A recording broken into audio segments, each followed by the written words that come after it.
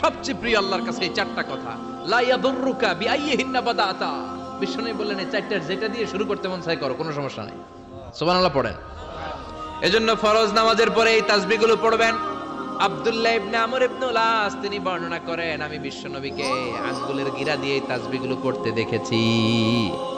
রাআইতুন নাবিয়্যা সাল্লাল্লাহু আলাইহি ওয়াসাল্লাম ইয়াকিদু তাসবিহা বিয়ামিনি, আমি বিশ্বনবীর ডান হাতের আঙ্গুলের গিরায় এই তাসবিহগুলোকে পড়তে দেখেছি।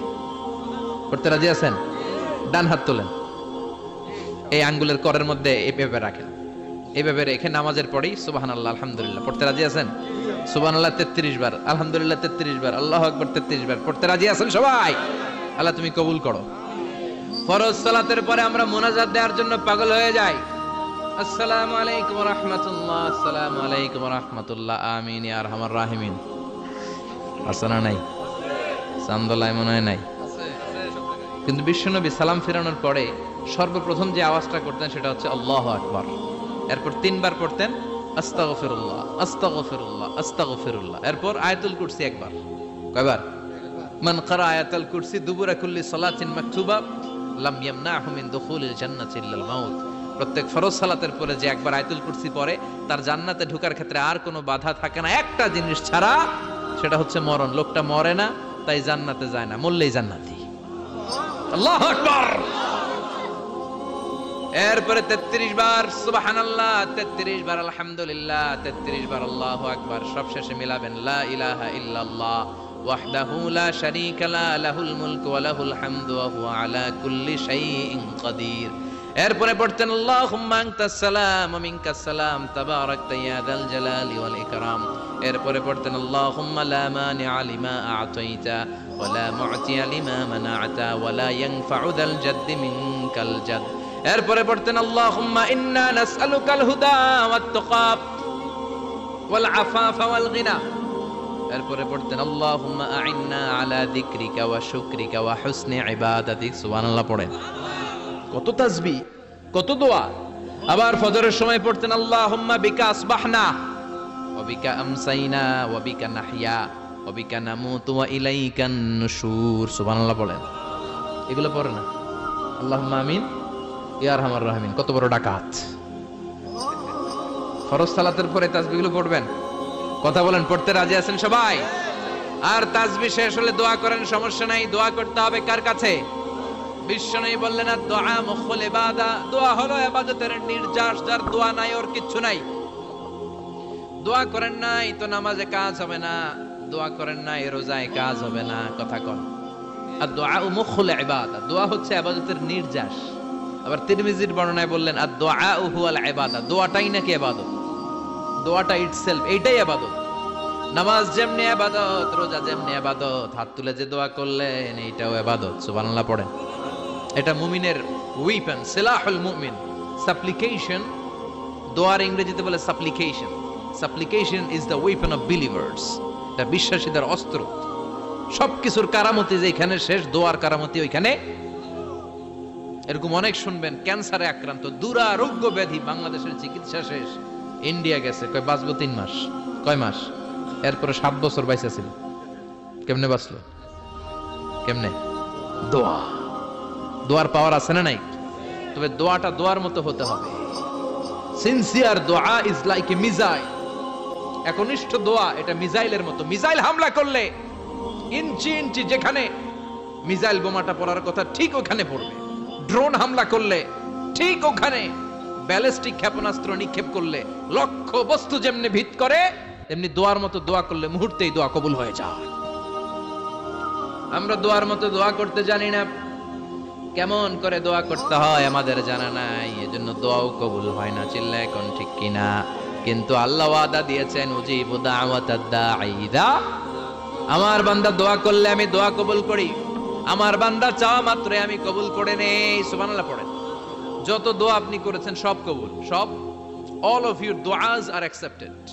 সব কবুল হয়েছে আল্লাহর কসম। অনেকে বলবে হুজুর এটা আবার কি কইলেন? এতক্ষণ তো ভালোই কইতেছিলেন। সব দোয়া আবার কবুল হয় কেমনে? আমি তো জীবনে কত কিছু চাইলাম, কত কিছুই তো পাই নাই। আছে না এরকম? অনেকে অনেক পেরেশান, আফসোস করে হুজুর চাইলাম আল্লাহ দিল না। 4টা মাইয়া, এবার কাবা দইরা চাই আইছি পোলার কথা, এটাও হইছে মাইয়া। আছে না নাই? 5টা ছেলে হয়েছে, মেয়ের জন্য বুকটা হাহাকার। হজে যে আরাফাতের ময়দানে চেয়ে আসলাম, এইবার হয়েছে আর একটা বলা আছে না নাই? কত কিছু চাইলাম, পাইলাম না, হুজুর দিল না আল্লাহ। বলে না আপনার সব দোয়া কবুল, তবে কবুল হওয়ার 3টা সিস্টেম আছে। কয়টা? চান্দুল্লাহর ভাইয়েরা মনে থাকবে কয়টা? আপনি যত দোয়া করছেন সব কবুল, কারণ আল্লাহর কাছে কিছু চাইলে আল্লাহ ফিরায় দিতে জানে না। আল্লাহ জানেই না কেমনে ফিরায় দিতে হয়। সুবহানাল্লাহ কোন? চাওয়া মাত্রই আল্লাহ বলে অ্যাকসেপ্টেড, যা কবুল, দিব দিব না এটা বলতে জানে না, চাওয়া মাত্রই বলে দিব। 3 সিস্টেম। নাম্বার 1, আপনি আল্লাহর কাছে দোয়া করলেন, চাইলেন, আল্লাহ বলে দিব, বলেই তিনি দিয়ে দেন আর আপনি খুশি হয়ে যান, পেয়ে গেলেন।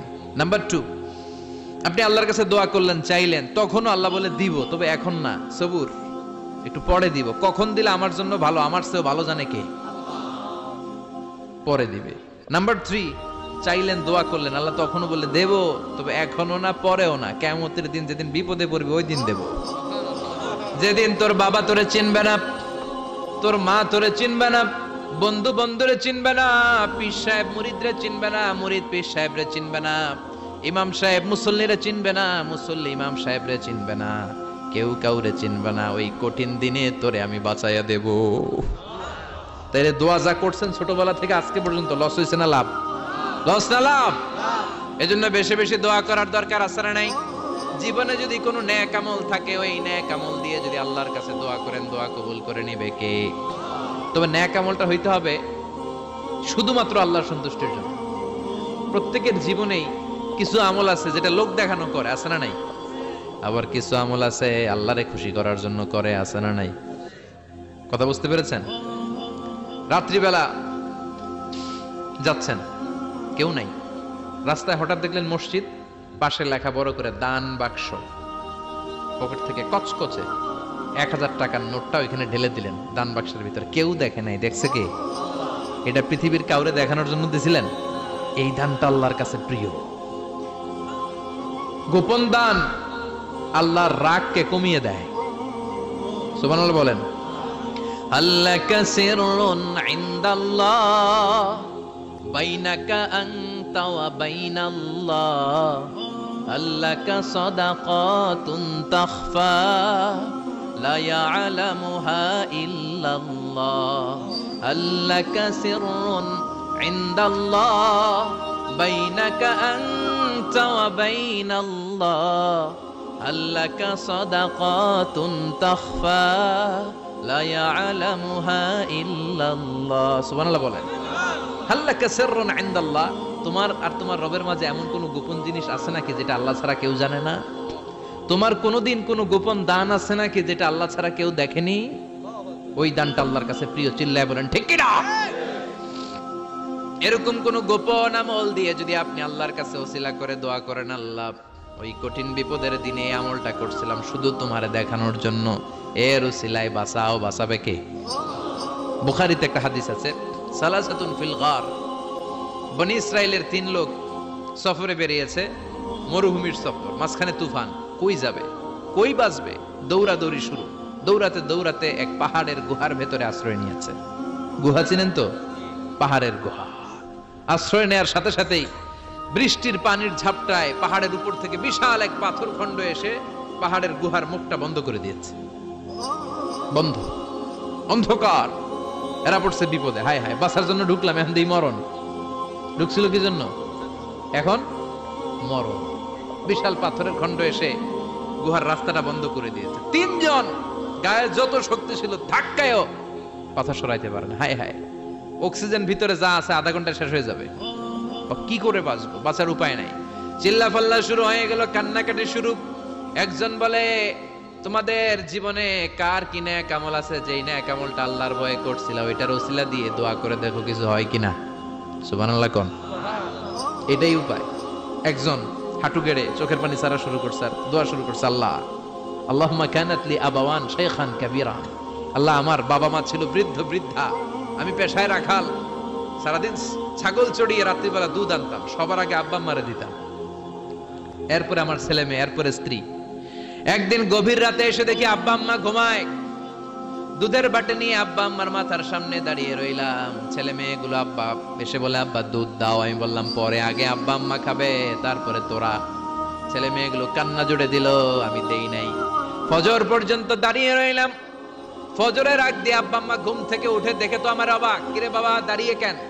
বললাম প্রতিদিন দুধ খেয়ে ঘুমাও, আজকে আগে আগে ঘুমিয়েছো, দুধ খাও নাই, তোমাদেরকে আগে দিব বলে দাঁড়িয়ে রইলাম। আল্লাহর ডেকে বলে, আল্লাহ ওই দিন সারা রাত দুধের বাটি নিয়ে মা বাবার শিওরে আমি দাঁড়িয়েছিলাম। ফজরের সময় আব্বা আম্মারে দুধ খাওয়ালাম, তারপরে ছেলে মেয়েদেরকে দিয়েছিলাম, তারপরে স্ত্রীর মুখে দিয়েছিলাম। ও মাবুদ, ওই দিনের এই কাজটা আমি দুনিয়ার কাউরে খুশি করার জন্য করি নাই, শুধুমাত্র তোমার খুশি ছাড়া। ওই রাতের ইবাদত যদি তোমার দরবারে ভালো লেগে থাকে, ফাফাররিজ আন্না মা নাহনু ফি, আজকের বিপদের দিনে কেউ বাঁচানোর নাই, তুমি আমাদের বাঁচাও। ফানফাজারাত, মুহূর্তের মধ্যে 1/3 বিশাল পাথর খণ্ডটা 1/3 ডান দিকে সরে যায়, এক পাশে সরে যায়। সামান্য আলো বাতাস ঢুকতে আরম্ভ করলো। এখন বাতাস ঢুকে এখন বেঁচে থাকতে পারবে এই নিশ্চয়তা হয়েছে। সুবহানাল্লাহ কোন। এবার সে বলল, ভাই তোর কি আমল আছে বল। দ্বিতীয় জন হাঁটু গেড়ে আবার চোখের পানি ছেড়ে আল্লাহর ডেকে বলে, মাবুদ আমার এক চাচাতো বোন ছিল, কানাতলি ইবনাতু আম জামিলা ওয়া কুনতু উহিব্বুহা কাআশাদ্দি মা ইউহিব্বুর রিজাল আন-নিসা। আল্লাহ, সুন্দরী অনন্যা অপসরী প্রিয়ংবদা অনুসুয়া গুণবতী রূপবতী আমার এক চাচাতো বোন ছিল, তার প্রেমে আমি ছিলাম পাগল পাড়া, কিন্তু সে তো আমার ডাকে সাড়া দেয় না। অনেক চেষ্টা করলাম তারে পাওয়ার জন্য। চাচাতো বোন আমারে বলে, 100 স্বর্ণ মুদ্রা যেদিন দিতে পারবা ওই দিন আমারে পাবা। এবার আমি স্বর্ণ মুদ্রা কালেকশনের কাজে লেগে গেলাম। বছরের পর বছর চেষ্টা করে 100 স্বর্ণ মুদ্রা যেদিন পেলাম ওই দিন চাচাতো বোনের কাছে গেলাম, যে তার হাতে স্বর্ণ মুদ্রা দিলাম, বললাম চলো এবার আমরা অপকর্ম করি। স্বর্ণ মুদ্রা পেয়ে সেও খুশি, আমিও খুশি। সে পাইছে স্বর্ণ, আমি পাইছি তারে। গোপনে একটা রুমের ভেতরে ঢুকলাম, দুজনে জামা কাপড় খুলে ফেললাম, নেকেড হয়ে পাপ কাজ শুরু করব। ইন দা মিন টাইম আমার চাচাতো বোন আমারে বলে, ও আমার চাচাতো ভাই, আমারে তুই আমার সতীত্ব তুই নষ্ট করে দিস না, ইত্তাকিল্লাহ, আমার সম্ভ্রম তুই শেষ করে দিস না, ইত্তাকিল্লাহ, আল্লাহরে ভয় কর। আল্লাহ, ওই মুহূর্তে ফিরে আসা কঠিন কঠিন, কিন্তু ইত্তাকিল্লাহ, আল্লাহরে ভয় করে এই শব্দটা যখন শুনলাম আমার ভিতরটা কেঁপে উঠেছে। আমি মুহূর্তে তোমার ভয়ে জামা পড়ে ওই রুম থেকে চিৎকার মেরে বেরিয়ে গিয়েছি। আল্লাহ, সেদিন আমি পাপ কাজ করি নাই, সেদিন আমি মনের খায়েশ মিটাই নাই, তোমার ভয়ে সেদিন আমি দৌড়ে পালিয়েছি। ওই দিনের ইবাদতটা আমলটা যদি তোমার কাছে ভালো লেগে থাকে, ফাফাররিজ আন্না ফিমা নাহনু ফি, আজকে যেই বিপদে আছি তুমি বাঁচাও। বলার সাথে সাথে 2/3 2/3 পাথরের খণ্ডটা আরো ডান দিকে সরে যায়। সুবহানাল্লাহ পড়েন। এবার আরো বড় ফাঁকা হয়েছে। এবার তারা বেরোতে চেষ্টা করলো, দেখে মাথা বেরোয়, শরীর বেরোয় না, হাত বেরোয়, পিঠ বেরোয় না, পা বের হয়, দেহ বেরোয় না, আরো সরতে হবে। এবার বাকি আছে কয়জন? সে দোয়া করতে শুরু করলো, আল্লাহ ইস্তাজারতু জারাক, আমি ব্যবসায়ী ছিলাম, অনেক শ্রমিক ভাড়া করে একদিন একটা কাজ করালাম, সব শ্রমিকের টাকা দিয়ে দিলাম। এক শ্রমিক টাকা না নিয়ে ভাগলপুর কই যে গেছে নিজেও জানি না, ওর টাকা আমার কাছে রয়ে গেল। এই শ্রমিককে আর টাকাটা বুঝাই দিতে পারি নাই। এই টাকা দিয়ে আমি কয়েকটা ছাগল কিনলাম, এই ছাগলগুলো বাচ্চা দিল, ওগুলো বাচ্চা দিল, ওগুলো বাচ্চা দিল, দিতে দিতে বিশাল ছাগলের ডেইরি ফার্ম করে ফেললাম তার ওই টাকা দিয়ে। 1 যুগ 12 বছর পরে সে এসে বলে, আমার টাকা ফিরায় দাও। আমি বললাম, এই যে ছাগলের ডেইরি ফার্ম পুরোটাই তোমার। সে বলে, আতাস্তাযিউ মিন্নি, আমার সাথে ঠাট্টা করো? আমি পাই সামান্য কয়টা টাকা, 1 যুগ আগে যেই টাকা পাইতাম ওইটা দিলেই চলবে। আমি বললাম, ও শ্রমিক, তোমার টাকা দিয়ে আমি ছাগল কিনে ব্যবসা করেছি, ছাগল বাচ্চা দিয়েছে, বাড়তে বাড়তে বাড়তে বাড়তে আজকের বিশাল এই ডেইরি ফার্ম, এই ডেইরি ফার্মের মালিক আমি নই, তুমি নিয়ে যাও। বলার সাথে সাথে শ্রমিক আনন্দে নাচতে নাচতে ডেইরি ফার্ম নিয়ে যায়। ও আল্লাহ, ওই দিন যদি সে যতটুকু টাকা পাওনা ছিল অতটুকু দিলেই সে খুশি হয়ে যেত, শুধু তোমার খুশির জন্য পুরো ডেইরি ফার্ম আমি তারে দিয়ে দিয়েছিলাম। আল্লাহু আকবার। আল্লাহ, আজকের এই বিপদের দিনে আমার সেদিনের আমলটা যদি তোমার কাছে ভালো লাগে তুমি বাঁচাও। বলতে দেরি, মুহূর্তের মধ্যে বিশাল প্রকাণ্ড পাথর খণ্ডটা অন্যদিকে দৌড়ে চলে যায়। পাহাড়ের গুহা ওপেন, পাথর খণ্ড নাই। আল্লাহর শুকরিয়া আর তাকবীর দিতে দিতে তিনজন বের হয়ে যায়। সুবহানাল্লাহ।